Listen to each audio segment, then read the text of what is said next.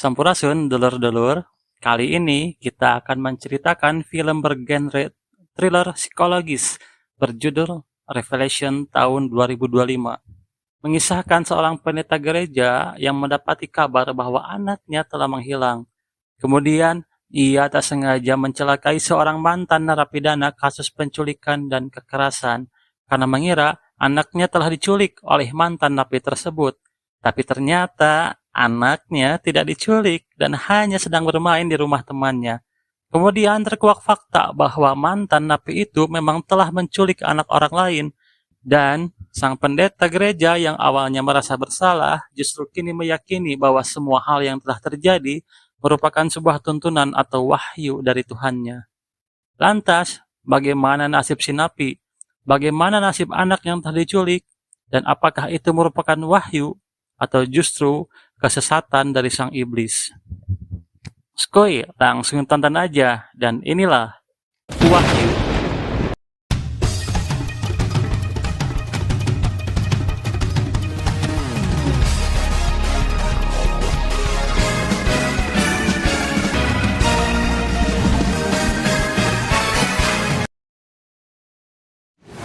Film dibuka di sebuah kota kecil di Korea Selatan, sebuah area pemukiman yang padat, dan seorang gadis yang sedang diikuti oleh seorang pria paruh baya. Gadis ini bernama Shin Ayong, kita panggil aja Ayong. Dan pria yang menguntit Ayong bernama Kwon Yang Re, kita panggil dia Pak Kwon. Ayong merasa gelisah karena merasakan kehadiran orang lain yang sedang mengikutinya. Lantas ia pun bergegas masuk ke dalam sebuah bangunan yang ternyata bangunan itu adalah sebuah gereja.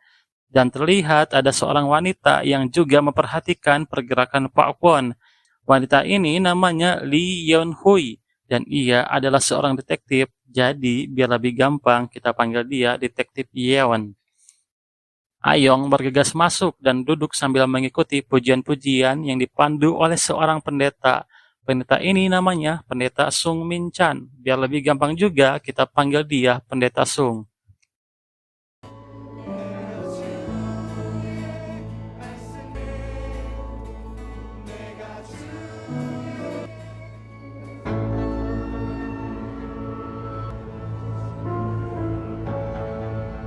Setelah selesai beribadah, Ayong bergegas pergi bersama teman-temannya sambil menceritakan bahwa ia diikuti oleh pria asing.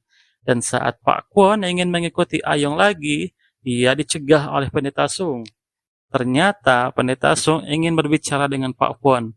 Pendeta Sung mengajak Pak Kwon untuk mendaftar jadi jemaat gerejanya. Ia mengisi formulir untuk Pak Kwon dan memfoto Pak Kwon, dan saat Pak Kwon sedang kebingungan harus memberikan jawaban seperti apa, Pendeta Sung mendapat telepon dari seseorang. Ia pun keluar gereja dan mengangkat telepon itu. Di sini terkuak fakta bahwa Pendeta Sung menyewa detektif swasta untuk menyelidiki istrinya yang diduga berselingkuh. Dan detektif itu mengonfirmasi bahwa istri Pak Sung yang bernama Lee Siyong, kita panggil Siyong, ini bebenguknya. Pendeta cukup terguncang, tapi ia bergegas kembali ke Pak Kwon. Namun, Pak Kwon sudah mau pulang. Pendeta Sung pun dengan baik hati hendak memakaikan sepatu Pak Kwon, tapi justru disitulah sebuah rahasia Pak Kwon terungkap. 야, 한번 신어보세요.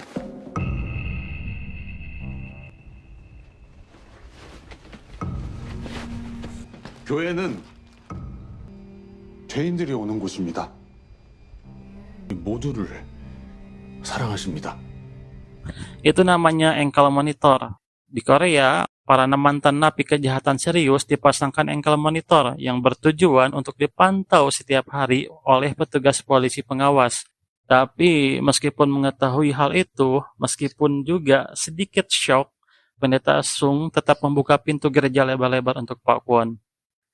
Sepulang dari gereja, Pendeta Sung mengantar istrinya ke stasiun kereta. Istri pendeta hendak menghadiri reuni sekolah dan meminta suaminya untuk menjemput anaknya. Di perjalanan, mereka menepi untuk melihat pembangunan gereja baru yang sangat besar. Dan diketahui bahwa gereja tersebut dikelola oleh pendeta bernama Pendeta Jong. Pendeta Jong itu seniornya Pendeta Sung ya lur. Istri pendeta meminta suaminya untuk menemui Pendeta Jong karena berharap suaminya akan ditunjuk jadi pendeta utama di gereja baru tersebut. Detektif Ion pulang ke rumah dan makan malam bersama ayahnya. Di sini dikatakan juga bahwa ayahnya seorang pekerja konstruksi dan saat ini sedang membongkar bangunan lama di sebuah wilayah konstruksi. Dan di sini diketahui juga bahwa Detektif Ion merupakan anggota dari unit Jatanras. Jatanras itu kejahatan dan kekerasan. Itu merupakan unit yang menangani kejahatan serius. Keesokan harinya, Pendeta Sung datang menemui Pendeta Senior Jong. Pendeta Jong bertanya ke Pendeta Sung siapa yang layak untuk jadi pendeta utama di gereja yang baru. Dia meminta saran ke Pendeta Sung. Di sini, Pendeta Sung cukup terkejut. Ia yang datang menemui pendeta senior membawa harapan bahwa ia mungkin akan diminta jadi pendeta utama. Tapi sekarang ia malah diminta pendapat siapa yang layak jadi pendeta utama. Pendeta Sung pastinya kecewa. Di luar, ia bertemu dengan anaknya Pendeta Jong, Pendeta Huansu. Pendeta Huansu terlihat sangat akrab dengan jemaat perempuan gerejanya. Kemudian, Pendeta Sung berdoa di gereja pada malam harinya. Dia meminta agar imannya tetap murni dan tak tergoyahkan. 다 짊어진 주님을 향한 저의 순결한 마음.